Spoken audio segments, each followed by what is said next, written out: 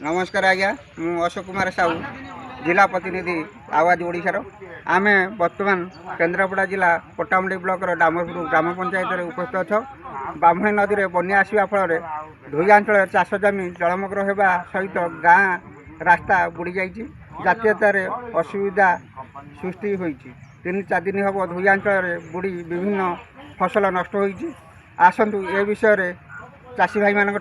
पचारि बुझा तांकर केते फसल नष्ट होईची एवं सेमानक ठारू आज्ञा टिके परिचय देले आम घर श्रीरामपुर पाड़ापाना आज्ञा मो विनोद कुमार प्रधान आपनकर कोन क्षति होईची बन्या भेंडी काकुड़ी जनी झंटिना धान मेहन 7 पकेट बिहन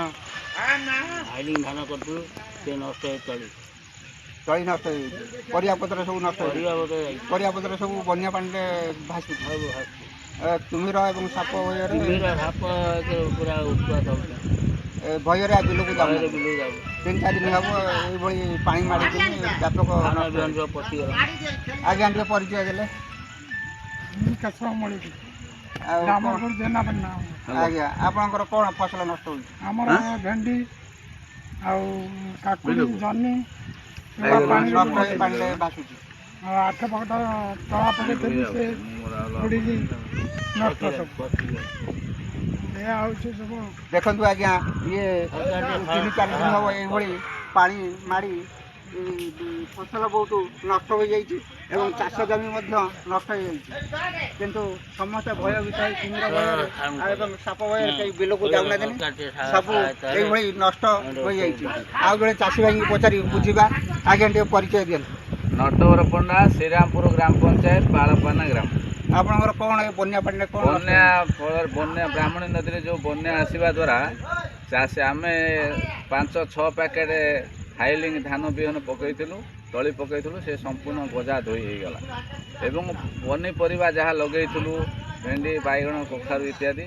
बन्या अंचल बन्यारे सब भासुचे कुंभीर साप दाउरू बिल पानी भितर बिल भितर को जापारूना आमर चाषी भाई जड़े कहले जे तांकर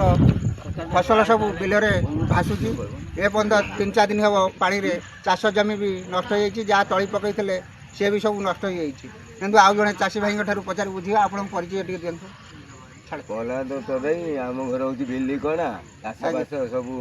नष्ट हो जाए आगे ये भेंडी बैगन फैगन सब पूरा जाइए किमिर फिमिर आस भय जापारूनी देखु चाषी भाई मैंने जहाँ चाष करते तली पकईले सब नष्ट हो जाइए एवं फसल भी सब बिलरे भासुची देखु कखारू बैगण एवं भेंडी सब नष्ट हो जाइए विषय सरकार पाखे दाबी रखिए तांकर किसी क्षतिपूर्ण पाइबापी